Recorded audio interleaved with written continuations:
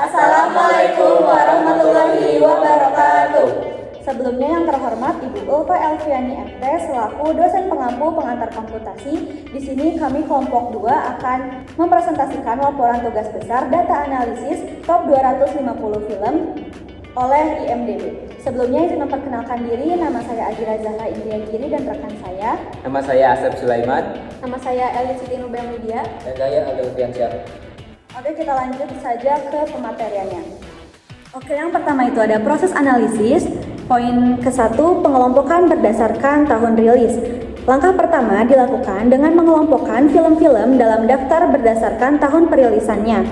Tujuan dari analisis ini adalah untuk melihat pola kemunculan film dari waktu ke waktu dan mengidentifikasi periode tertentu yang banyak melahirkan film-film terbaik versi IMDb. Lalu poin yang kedua, analisis rating dan rata-rata penilaian. Tahapan ini mencakup perhitungan rata-rata rating dari seluruh film yang masuk dalam daftar serta pemeriksaan penyebaran nilainya. Dengan cara ini dapat diketahui apakah kualitas film dalam daftar tergolong merata atau terdapat perbedaan yang mencolok antar film. Poin yang ketiga, analisis durasi film. Film-film tersebut dikelompokkan berdasarkan lama durasinya untuk dianalisis lebih lanjut apakah panjang film memiliki pengaruh terhadap rating. Analisis ini bertujuan melihat kecenderungan apakah film yang lebih panjang memperoleh penilaian lebih tinggi dibandingkan film berdurasi pendek atau sedang. Oke, selanjutnya kita akan menjelaskan codingan program yang kami buat. Yaitu yang pertama adalah import library yang dibutuhkan, yaitu pertama ada import pandas ASPD, yaitu mengimport pandas library utama untuk memanipulasi dan menganalisis data berbasis tabel. Yang kedua adalah import NumPy ASNP.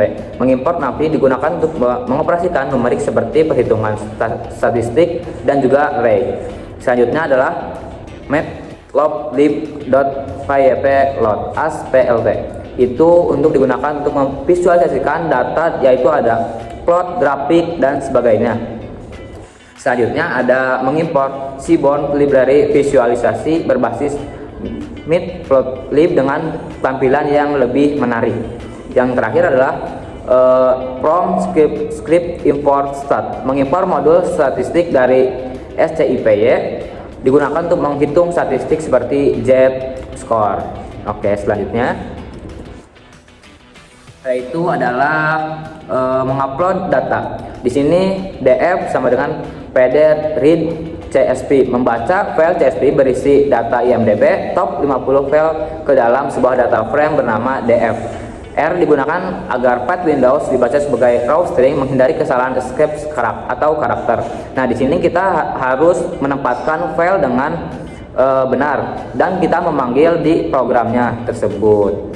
Seperti itu. Dan selanjutnya kita membahas analisis deskripsi awal. Nah, kita memprint atau menampilkan jumlah total entry dari dataset tersebut, kolom yang tersedia, jumlah data kosong per kolom, dan statistik awal rating dalam durasi sebelum pembersihan, yaitu statistik awal dan runtime rating dan runtime. Menampilkan deskripsi minimal, maksimal, dan lain-lain untuk kolom rating dan runtime sebelum dibersihkan. Oke, selanjutnya ini adalah membuang data yang kosong. Di sini ada df clean df.drop. Nah, menghapus semua baris yang memiliki nilai kosong hasil disimpan dari df clean. Nah, di program kami kita tidak menghapus karena kita sudah jelas, yaitu datanya adalah 250. Selanjutnya adalah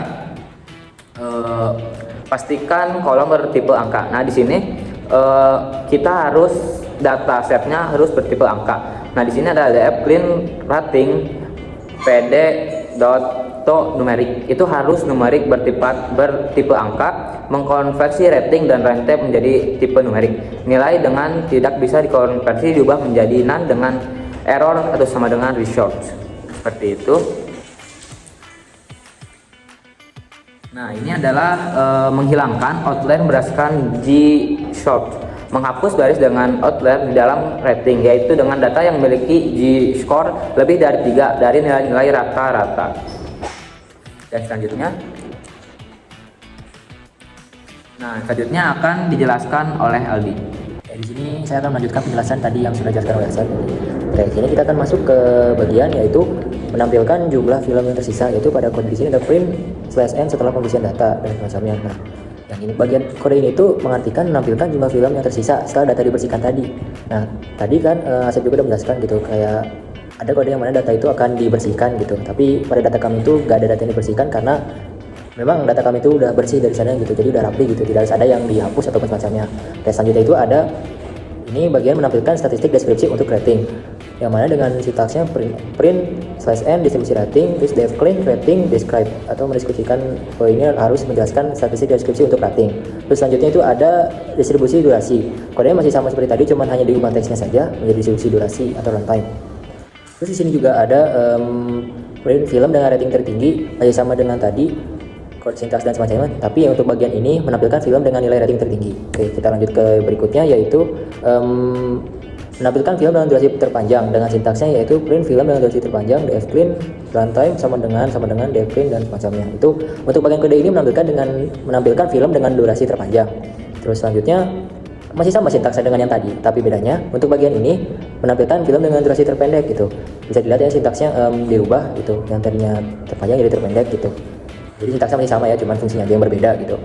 Oke, kita lanjut ke yang berikutnya yaitu visualisasi. Nah, untuk visualisasi tersendiri ini mengubah data yang tadinya masih berbentuk teks ataupun semacamnya dirubah menjadi grafik ya. Nah, yang pertama itu masuk ke histogram rating.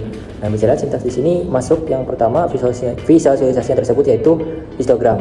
Nah, membuat histogram distribusi nilai rating menggunakan 15 bin dan menambahkan kurva KDE, estimasi distribusi probabilitas. Jadi next, nah seperti ini gambar grafik histogramnya ketika programnya di run gitu. Jadi bisa lihat di sini ada total film dengan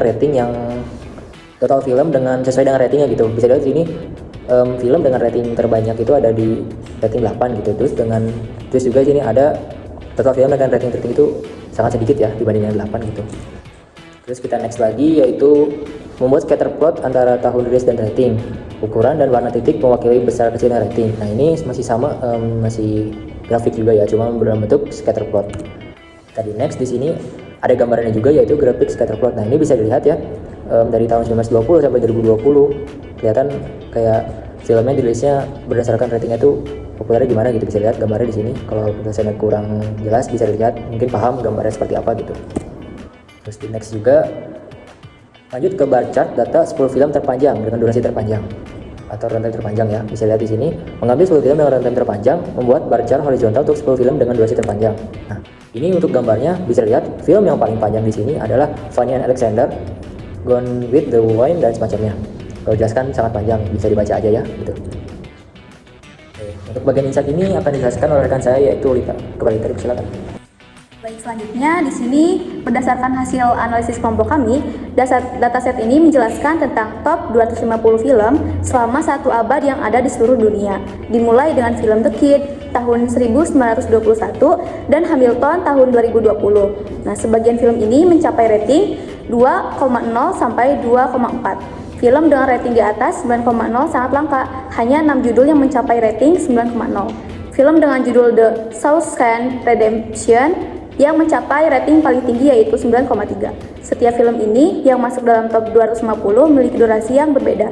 Sherlock Jr. menjadi film terpendek dengan durasi 45 menit dan Fanny and Alexander menjadi film terpanjang dengan durasi 312 menit.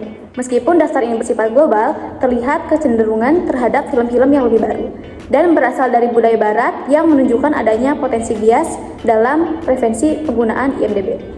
Baik, selanjutnya kita masuk ke kesimpulan yang akan dijelaskan oleh Ajira. Selanjutnya kesimpulan dari hasil analisis terhadap data IMDb Top 250 dapat disimpulkan bahwa daftar ini mempresentasikan keberagaman film dari berbagai aspek, mulai dari tahun rilis, durasi, hingga penilaian pengguna.